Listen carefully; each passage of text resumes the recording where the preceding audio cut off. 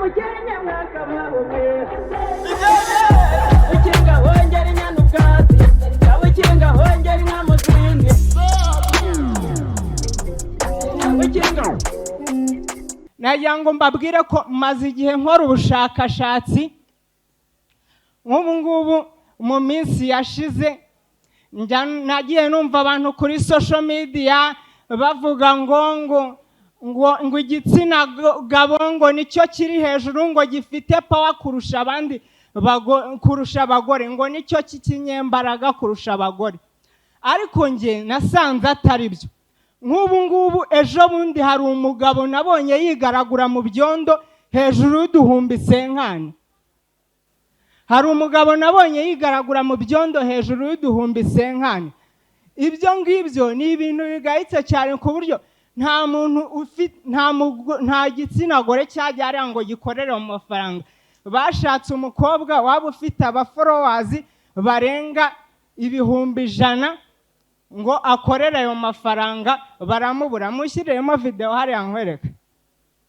Bashatse umukobwa ufite abaforowazi 100,000 bahaye amafaranga, baramubura. Ariko ntabwo nabarenganya, ariko mba ndi no kwibaraguzwa. Aba wigaragura muri hoteli ukabona miliyoni no ku mashuka, ugiye kwigaragura mu byondo hejuru y'uduhumbi 50. Indi point ndi bubahe igaragaza ko igitsina gore ari cyo kikinyembaraga, bureka nze nkwereke. Umugabo yamize igi rimwe ahita atangaza ko ari we muntu wa mbere uzi kurya ku isi. Yamize igi rimwe ahita atangaza ko ari we muntu wa mbere uzi kurya. Deo nkwereke imbaraga z'igitsina gore.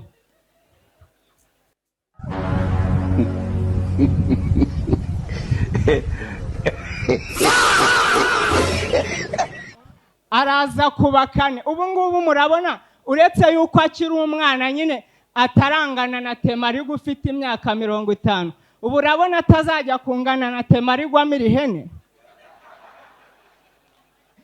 Abantu batangiye kuvuga ngo uriya mwana ngo afite impano ngo yo kurya, ariko ngiye narebye iriya mpano mbona si yo kurya. Iriya mpano ni impano yo gukora ibitangaza. Even na Yesu nta gitangaza yigeze akora kirenze kiriya. Ni kubera ko baravuga ngo Yesu ngo yahinduye amazi divayi. Ibyo nta bidasanzwe, na mama yarayafasha ahindura ikigage.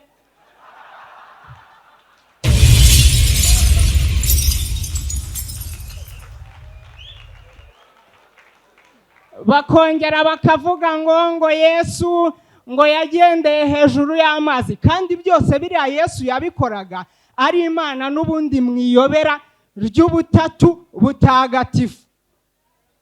Murumva kuba Imana yagendera hejuru y'amazi no kuba umwana w'umuntu yamira amajyane, igitangaza ni iki? Igize ukuntu rinigana. Ubwo Yesu yagize amahirwe ntiyavuka mu gihe cyuriya mwana, kuko yaza kuvuka mu gihe cyuriya mwana aba yarazimije hiti ya Yesu. Urugero nk'iyo uriya mwana aza kuba Yona, ntabwo ifi iba yaramumize.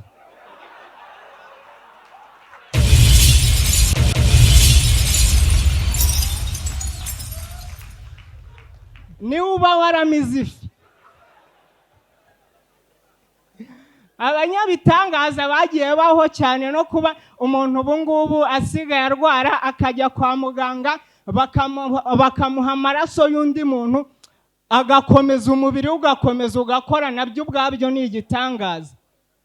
Uzi ko umuntu asigaye arwara impyiko akagenda bakamuha impyiko y'undi muntu agakomeza akabaho. Ejo bundi abanyesiyanse banavumbuye uburyo umuntu ashobora kujya agira nk'ikibazo cyo ku bwonko, bakaba bamuhereza ku bwonko bw'undi muntu. Ariko ubwo bushakashatsi byarangiye budashyizwe mu bikorwa kuko akazi kari kwivanga. Uwo muntu yari kujya ajya gukora akazi asanzwe akora, bwa bwonko bamuhaye bugashaka kuvangamo akazi ka wa wundi babukuyemo. Urugero nk'iyo bafata nka rigani wenda bakamuhereza nko ku bwonko bwa Scovia.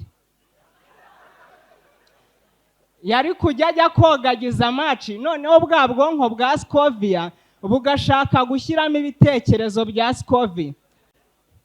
Urugero, reka turore umupira hagati mu kibuga, cenga 1 2 3. Ubu bwonko bwa Scovia bwo bwari kujya bubona n'ibintu bidahari bitewe n'ibyo bukunda.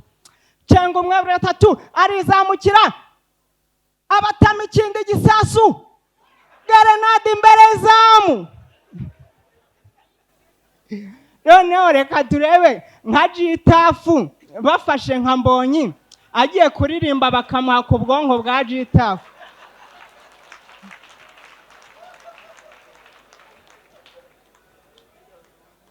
Mbonyi ngwino, Merci ngwino yakire Mbonyi agiye kuririmba nyuma y'igihe bamuhaye ku bwonko bwa Gitafu. Haleluya. Tujya kwakira umukozi w'Imana Mbonyi, amashyi menshi cyane kuri Mbonyi. Natambuke. Ndasiko nubwo bimeze bityo, hari umugore ankunda, avuga ko nduwe kubitakurika kandi aratakazana amazi.